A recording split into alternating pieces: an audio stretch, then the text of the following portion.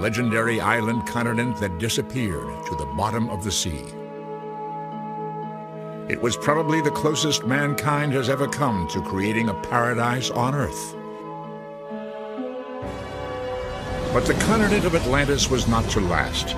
In a single cataclysmic event, the likes of which the world has never seen, the entire island exploded and sank into oblivion, taking its history and all its people with it. Could Atlantis have existed? Could there have been an Atlantis? The answer is yes. There could have been. It's not beyond the realm of possibility.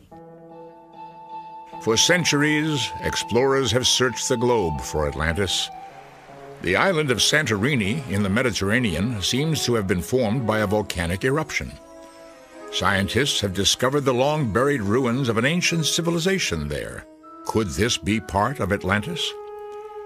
Thousands of miles away, the search is on beneath the Atlantic Ocean near the infamous Bermuda Triangle. There, divers have discovered a mysterious 2,000-foot wall. Could these be remnants of the lost continent? Some believe strange clues can be found in the Great Pyramids of ancient Mexico and Egypt. Journey backwards in time as we search for answers to the mystery of what happened to the island of Atlantis.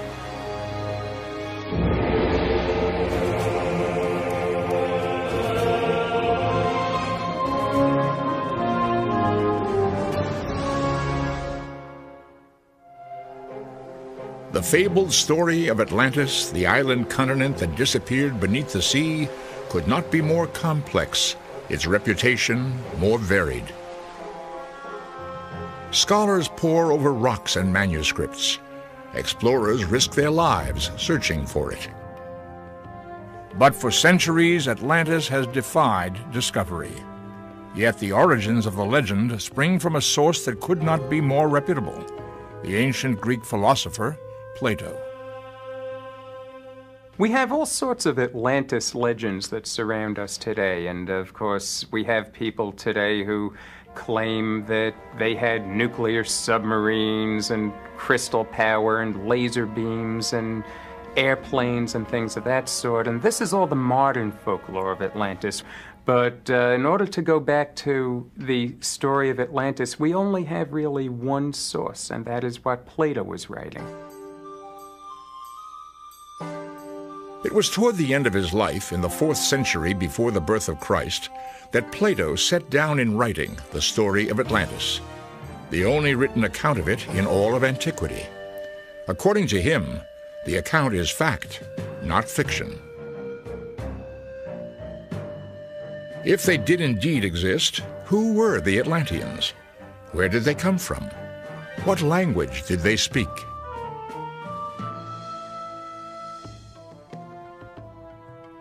Today, the search is on to answer these age-old questions. On the Greek island of Santorini, also known as Thera, archaeologists have uncovered signs of an ancient city.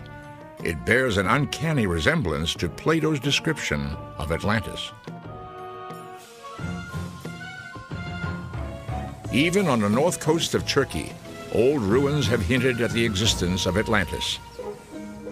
And halfway around the world, in the Caribbean, scientists try to coax secrets from massive, strange underwater stones. But in order to find the lost continent, we must know what we're looking for. In elaborate detail, Plato describes an island continent blessed with natural beauty and abundant resources. The seaway and the largest harbor were filled with ships and merchants coming from all quarters, which by reason of their multitude caused clamor and tumult of every description and an unceasing din night and day. Plato's Dialogues. A great palace, clad in silver and gold, towers above the land. To the people of Atlantis, material riches are of minor importance compared to their most valued treasure, their virtue. But this prized asset is not to last. Generosity gives way to greed. Justice is replaced by violence. Plato says the divine element in them disintegrated. They became more human. And as they became more human, they got greedy. They decided to conquer their neighbors in the ancient world. And that is the downside of Atlantis. They ended up being a rather nasty people.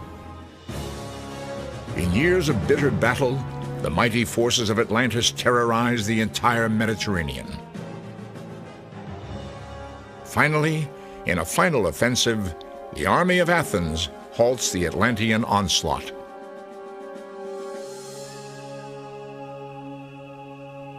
But this is a mere foreshadowing of their ultimate fate, for the people of Atlantis could not possibly have been prepared for what was to come. There occurred portentous earthquakes and floods, and one grievous day and night befell them, when the whole body of warriors was swallowed up by the earth, and the island of Atlantis, in like manner, was swallowed up by the sea and vanished. Plato's Dialogues. In a single day and night, an entire civilization vanishes into the sea, taking everything with it, forever depriving the world of its fabulous legacy.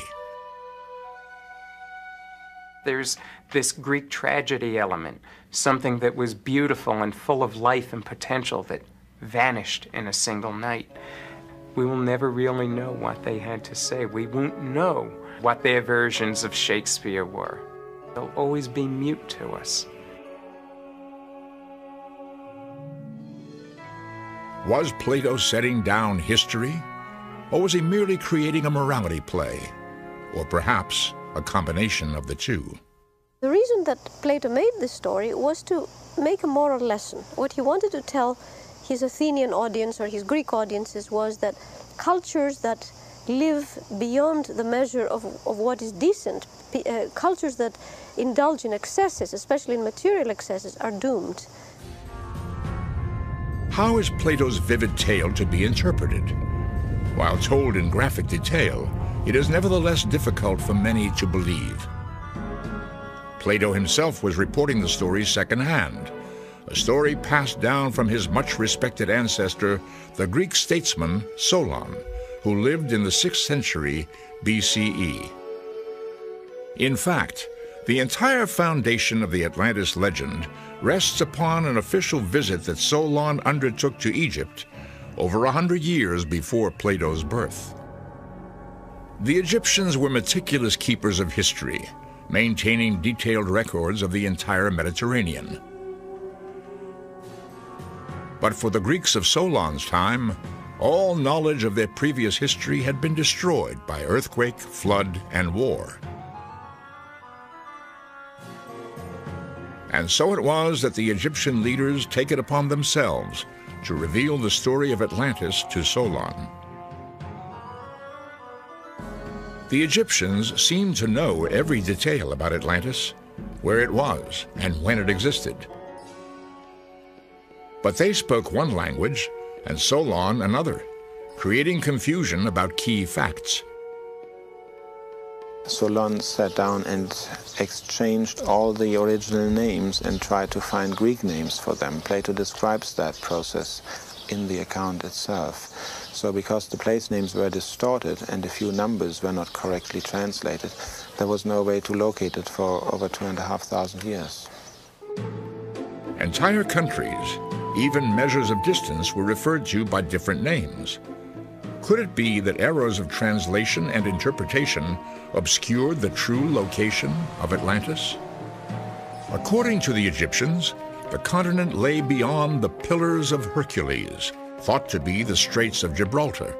This was the gateway to the Atlantic Ocean, a place the Greeks had only heard about.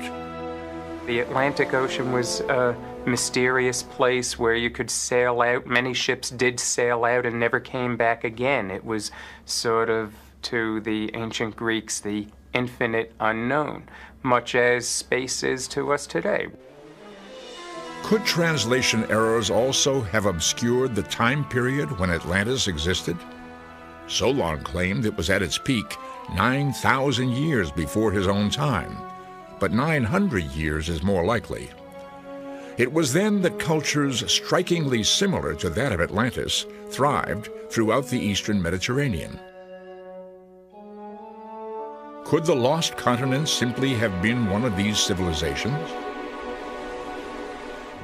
It was at that time, 1500 BCE, that equally momentous events were defining other regions of the world. In China, scholars were developing writing on wooden or bamboo slips developed from pictographs. In Central Europe, tribes began to cremate their dead, storing ashes in pottery urns which were then buried. The Egyptians added copies of the Book of the Dead to coffins, hoping that a just life would bring immortality to the deceased.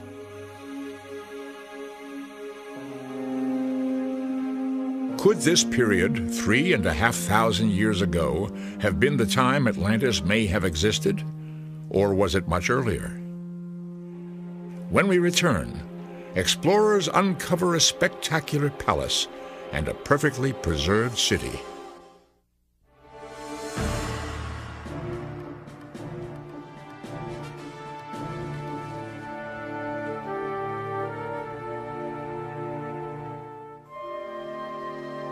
Almost midway between Athens and Egypt, amidst the blue waters of the Aegean Sea, lie two of the southernmost Greek islands, Crete and Santorini. Today, the islands are a magnet for tourists from around the globe. They come here to savor local village life and to enjoy the breathtaking views.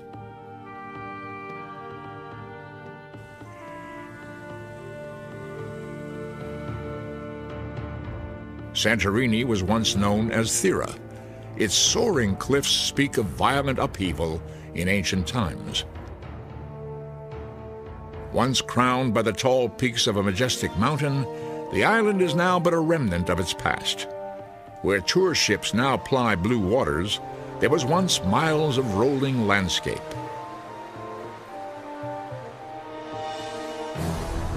But in about 1628 BCE, in a volcanic explosion of unprecedented magnitude, most of the island was destroyed.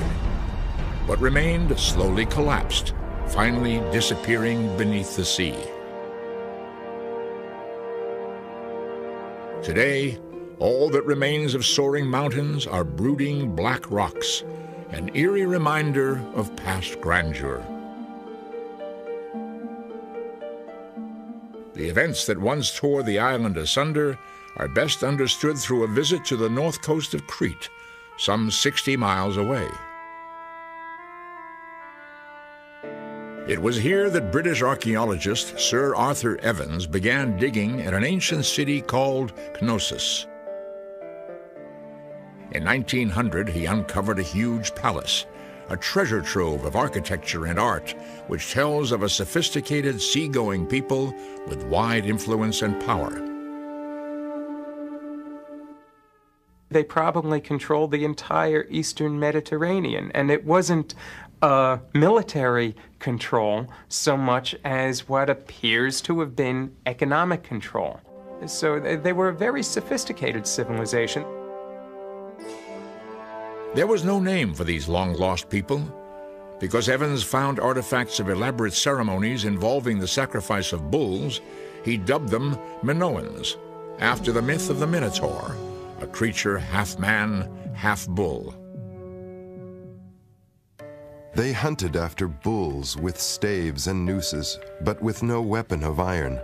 And whatsoever bull they captured, they led up to the pillar and cut its throat over the top of the pillar. Plato's Dialogues. The more Evans dug, the more he noticed similarities between the lifestyle and culture of the Minoans and those of Plato's Atlantis. But even though Knossos seemed strikingly similar to Atlantis, it had not sunk into the sea. Still, many sensed a link between them. In the 1930s, a Greek archaeologist, Spiridon Marinatos, began work on the island. He was to make a startling discovery. Studying the ruins on Crete, he found rooms partly filled with volcanic ash. Then he noticed that entire walls of buildings along the coast had been physically moved by as much as 200 feet. How did this happen? Were these signs of violent invasion or something more sinister? This is not what invading people do. And he kept getting this picture of a tidal wave coming through the area and dislodging these stones and dragging them. And he kept looking in the direction of the island of Thera. Studying accounts of earlier volcanoes and tidal waves, Marinatos realized it was possible that an eruption on Thera could well have set off tidal waves strong enough to move huge stone walls on Crete, 60 miles away. Geologic evidence shows that around the 16th or 17th century BCE, the volcanic mountain that once graced the center of the island erupted violently, spewing dust and smoke high into the upper atmosphere. We know it was one of the most violent volcanic eruptions ever since human beings have been on this planet. We might have had what we call today a nuclear winter because there was so much dust in the atmosphere that temperatures might have fallen. Observers as far away as China wrote of darkened skies that obliterated daylight and chilled the summer. More than 3,000 years after the eruption occurred, Marinatos stood surveying the island, his keen eye searching for telltale clues. If anything could have survived the catastrophe, he was convinced he would find it. He sensed a connection to Crete and through it to Atlantis. No one would accept this theory, not even Marinatos himself, unless he found anything less than a Minoan city immediately underneath the volcanic ash. So he started searching on the island of Thera. His search was temporarily interrupted by war and lack of funds. But 25 years later, in the 1960s, Marinatos' efforts brought results. There was a farmer that Spiridon Marinatos had made friends with, and the farmer had been curious about these peculiar sinkholes on his property. And one day, he was on his donkey, and one of these sinkholes opened up right under him. And he fell into the earth and looked around and saw traces of pottery and a wall. And essentially, he and the donkey had just fallen through about 4,000 years of time into somebody's living room. Marinatos had discovered one of the most spectacular archaeological sites of all time, a Minoan city called Akrotiri. Structurally, it had been preserved by volcanic ash, tightly packed like the contents of a huge packing crate. The excavations now going on at Akrotiri are the most exciting excavations in the world, at least as far as I'm concerned. We have here a city that's been frozen in time, that exists exactly the way the people who lived there left it. You can walk through the streets of this town. You can look in their doorways and see the pots they were using before the destruction struck. You feel as though you're walking in a ghost town.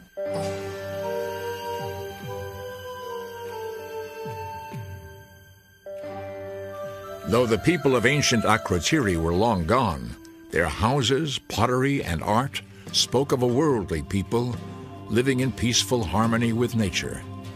The most fascinating aspect of Minoan civilization is the art. And you see an exuberance there, an absolute love of nature. They love observing details of animals. You have swallows mating and feeding each other and heralding the spring. But at the same time, there is no shrinking from realism and violence. So you have the ideal and you have also the realities of life juxtaposed, and it's just a beautiful way of looking at life. With each new discovery at the site, the connection between Plato's Atlantis and these Minoan ruins intensified. Were the people of Atlantis and the Minoans perhaps one and the same? If there was a historical truth behind Atlantis, then what we're looking at is the Minoans are probably, in fact, almost certainly the culture that Plato was talking about. There is little doubt of their Atlantean roots among many people who live on Santorini today. Aware of the legend, they connected to their ancestors. Of course Atlantis was here. We are the new people of this time, but we heard about it from our grandparents and our fathers. If Atlantis really existed, it was Thera. In my confirmed belief, Thera has all the attributes that I would think Plato had in mind for his Atlantis. So if it's true, it's an excellent candidate. But I still come back to my basic skepticism and belief that Plato invented the story to convey a political and moral point about aggression and violence and greed. But I still like to think, in part of my mind, that some inspiration, some little bit of inspiration, came to Plato from folk memories of a terrible destruction of a highly developed culture on the island of Thera. Though the ruins of Akrotiri are perfectly preserved, no human skeletons have ever been found at the site. Where did the Minoans go? Could they have escaped the terrible blast? When we return, evidence that the survivors fled to other regions of the Mediterranean, becoming refugees who would exert a powerful influence on history.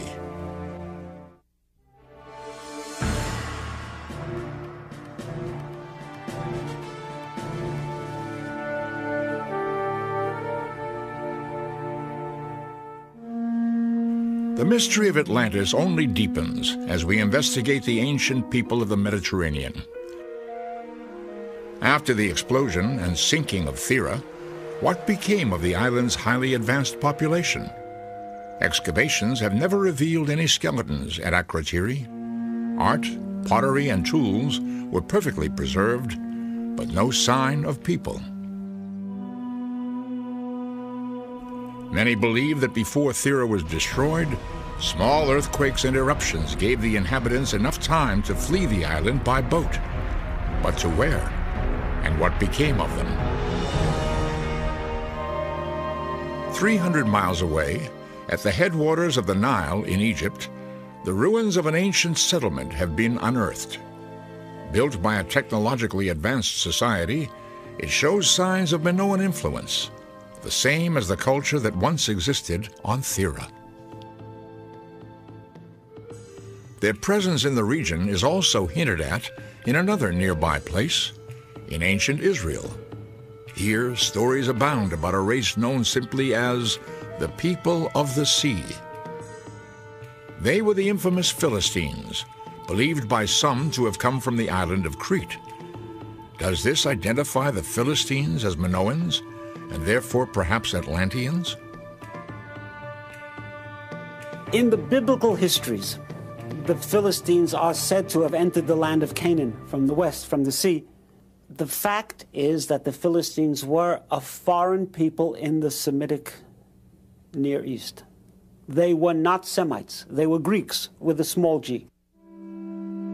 Despite their reputation for war and aggression, the Philistines were greatly advanced in the arts, strangely similar to the Minoans. It's astonishing that in view of the fact that for most people in the world, the word Philistine means a boor and an ignoramus, the fact is that among the most beautiful things I have ever seen are precisely Philistine objects. Were these works fashioned by the very same hands as those who created the wall frescoes on Crete and Thera? Does the Atlantean legend intersect the great Philistine stories of the Bible? We may never know, but another entirely different theory clings to the craggy cliffs of the Mediterranean here on the Turkish coast. Inland of the coast lie the ruins of yet another civilization, also destroyed during the Bronze Age. The place, the ancient city of Troy. Recent discoveries suggest that Troy, scene of the legendary Trojan War, may have been one and the same as Atlantis. There are numerous similarities between Homer's description of the Trojan War and Plato's account of Atlantis. Both of them mention 1,200 ships. Both of them mention chariots. Both of them mention bronze weapons. And they both describe in much detail how the armies were organized. The parallels are really overwhelming.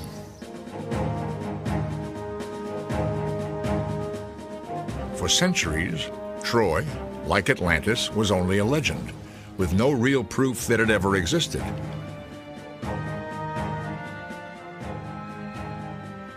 The poet Homer's description of the Trojan War in the Iliad was considered nothing more than just a good story. But in the 1860s, a wealthy German explorer named Heinrich Schliemann, armed with a copy of Homer's writings as his guide, doggedly began searching the Turkish coast, where the Mediterranean connects with the Black Sea. Within a year, he had unearthed a city that completely matched Homer's description. Troy leapfrogged from being a legend to a fact, almost overnight. Prior to Heinrich Schliemann, most people felt that the stories about Troy told by Homer and other poets were fanciful inventions. When Schliemann actually found Troy, it made everyone sit up and take notice and say, wait, maybe Greek mythology is not purely invention. The discovery of Troy fueled a fury of interest in Atlantis.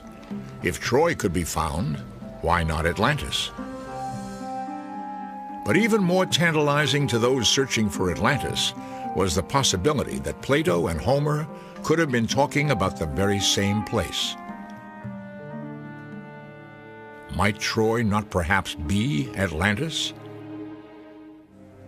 Recent excavations reveal that ditches around Troy match Plato's descriptions of concentric waterways around the Atlantean capital city. Plato was not a technician or anything like that. He was a philosopher. But he came up with a model, a description of a port system, which made perfect sense. The ports were discovered precisely at the place where they should have been, according to Plato's account.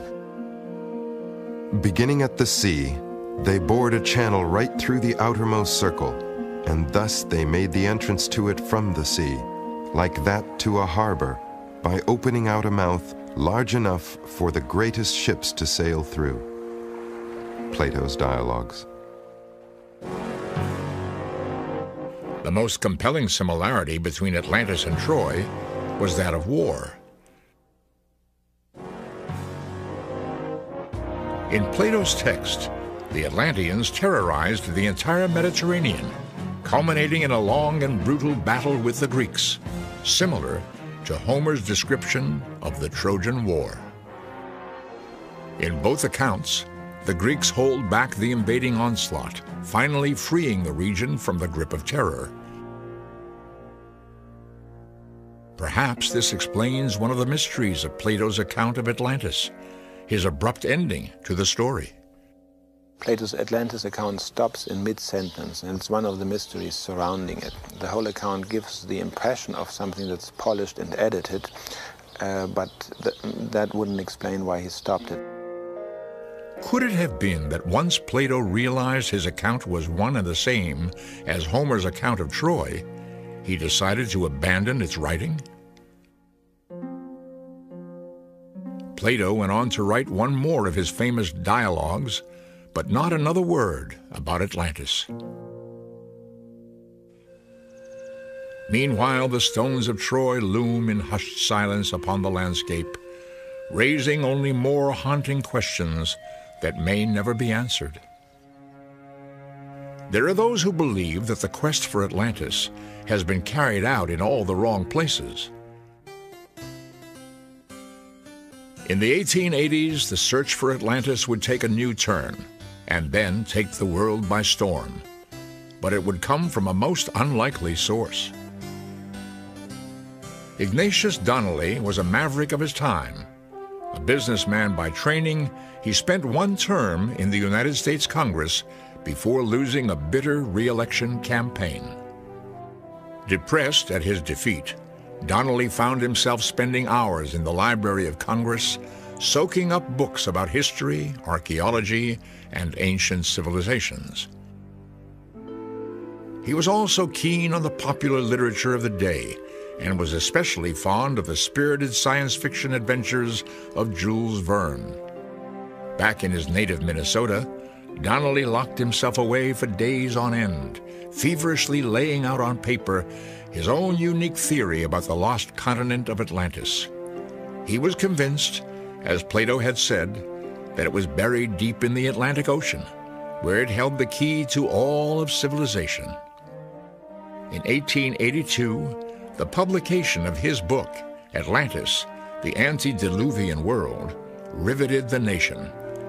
Translated into many languages, it outsold all other books and set off a worldwide mania about Atlantis.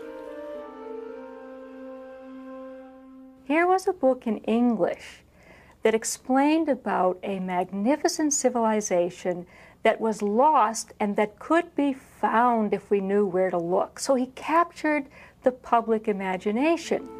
But he did it by investing Atlantis with qualities that Plato had never even imagined. Donnelly believed that all the world's mythology and history, even art and architecture, sprang from one common source. Could it be that all the great utopian myths, even the Garden of Eden, represented a universal memory of the single great land, Atlantis?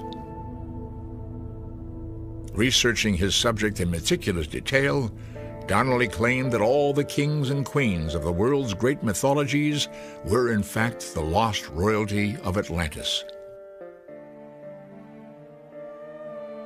He claimed that the Greek god Atlas, who carried the world on his shoulders, was one and the same as the Mexican Toltec god Quetzalcoatl. Both, he said, were variations of an ancient Atlantean god. In Donnelly's theory, even the concept of pyramids, both Mayan and Egyptian, sprang from Atlantis. And he said, well, if there are pyramids in Egypt and pyramids in the Americas, the pyramid, the idea of the pyramid, originated on Atlantis. And when the people left Atlantis, some went to Egypt and took their pyramid ideas with them, and some went to the Americas and built pyramids there. But is it possible that two societies, situated thousands of miles apart, could be linked to the same source? They both had the same astronomy, they both had the same calendars. There's a Mayan, one of their leaders, leaving from a volcano and going out into the sea, which is the same story that Plato told about Atlantis. Scholars now believe that Mayan and Egyptian civilizations flourished at vastly different times. But in the 1880s, Donnelly's writings were heralded as brilliant insights into the fate of Atlantis. People gravitated together who believed in Donnelly's version of Atlantis. Some of them were mystics and actually tried to contact the spirits of the deceased Atlantis. And we hear wonderful tales about seances, where people would sit around in a circle and hear the spirit of the princess of Atlantis speaking to them. The story of Atlantis also became fundamental to a growing interest in psychic phenomena and spiritualism that was sweeping the world at the turn of the century. At the forefront of this movement stood a strange and enigmatic figure, Madame Helena Petrovna Blavatsky. She was born in Russia in 1831.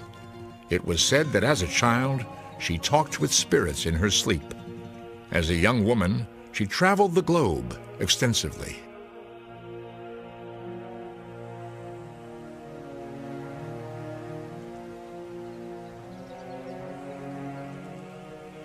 On her return to the West, Madame Blavatsky mesmerized thousands on the lecture circuit with demonstrations of clairvoyance and spiritualism.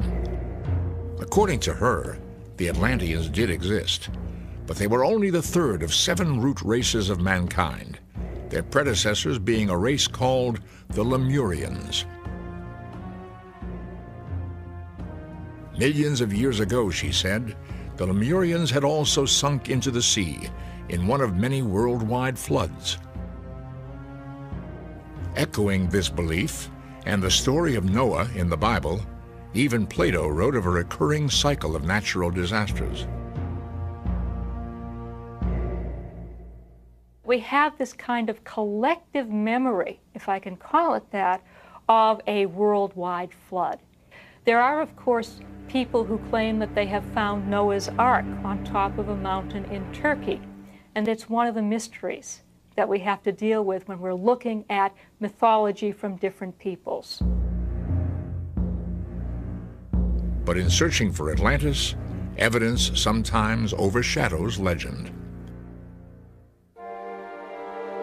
When we return, another prophecy of where the lost continent may have been located, and an incredible discovery near the Bermuda Triangle that sends shockwaves throughout the scientific world.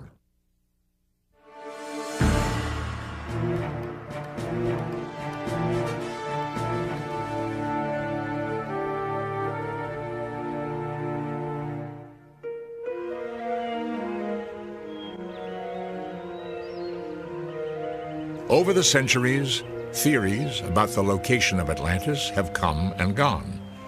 Rarely have any been backed by tangible evidence. But here, in the restless currents of the Bermuda Triangle, science and prophecy come together in an uneasy alliance. In the 1920s, the psychic Edgar Cayce was renowned far and wide for his uncanny ability to cure patients while in a deep state of trance. Then he turned his skills from medicine to other areas. Cayce began to speak of Atlantis, describing its great cities and advanced technologies. In time, while in trance, he attempted to identify where the lost civilization had sunk beneath the sea. One day, in 1939, he predicted that proof of Atlantis would be found in the waters off the coast of Bimini, near Bermuda. Not only that, he predicted the exact year of its discovery, 1968. Precisely 29 years later, as prophesied, scientists flying over the shallow coastal waters of Bimini observed a massive submerged shape beneath the surface. Divers dispatched to the scene confirmed its existence. Almost 2,000 feet long, the object uncannily appeared to look like a wide wall or elevated roadway, its one end curving mysteriously into the shape of a gigantic letter J. Equally strange, the huge stone slabs appear to be aligned in precise geometric patterns.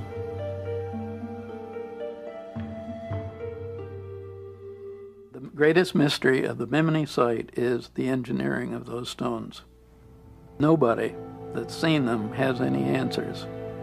The size of it and the precision, those are the incredible details of the Bimini Road.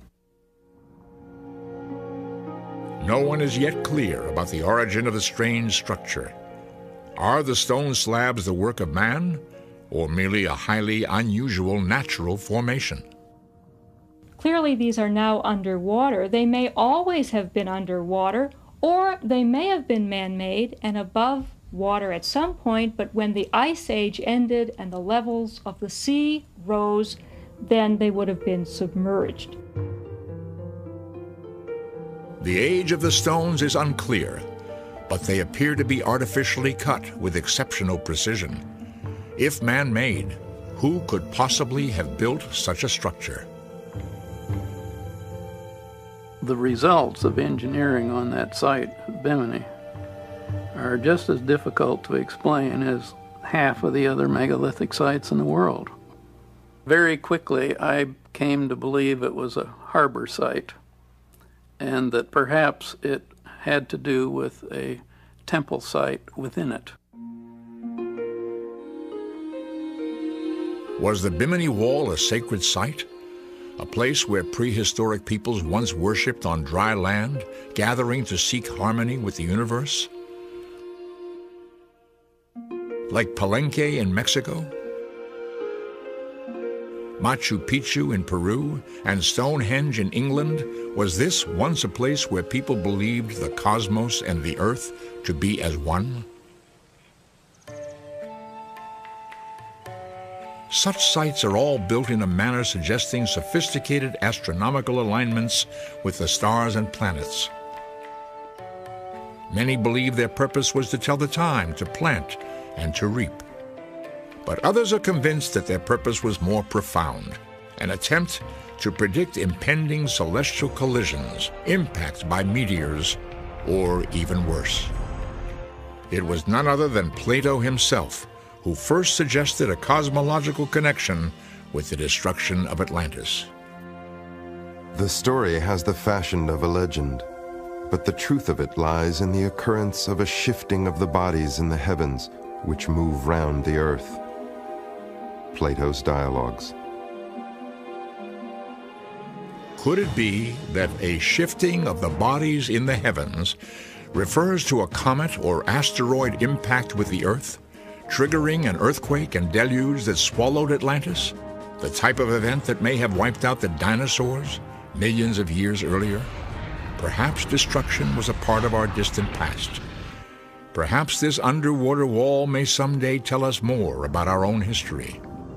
It may even reveal secrets which harken back to a distant time before history, when human beings lived in harmony with their universe in a kind of utopian paradise.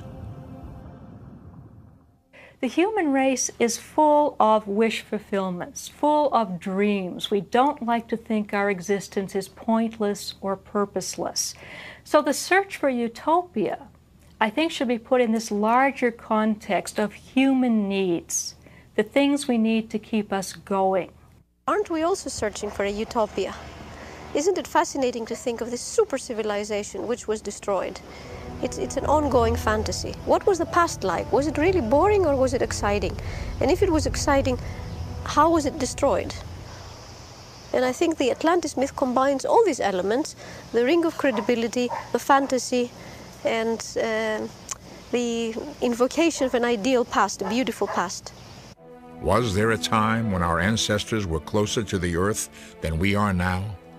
A time and a place when humans interacted in a kind of divine harmony? It is the myth of Atlantis that compels us to wonder. It speaks to a need that human beings have. It speaks to us on a psychological level. What I mean by that is that we are all interested in the perfect society, in a world where people live happily and in peace, and that's the image of Atlantis. And people say, if it existed in the past, why can't we get it now? In our time, Atlantis remains a tantalizing mystery, a place where tangible evidence competes with theory for a place in our imagination. That's the biggest misconception, that Atlantis is simply a legend. I believe it was a real geophysical and physical environment. As the science of archaeology and geology advance, we may one day unlock the secret of a once perfect, now lost civilization. Until then, the Mediterranean and the Atlantic beckon, evoking a fabulous myth, compelling all who seek to know that once, perhaps, somewhere in these waters, there may have been a paradise called Atlantis.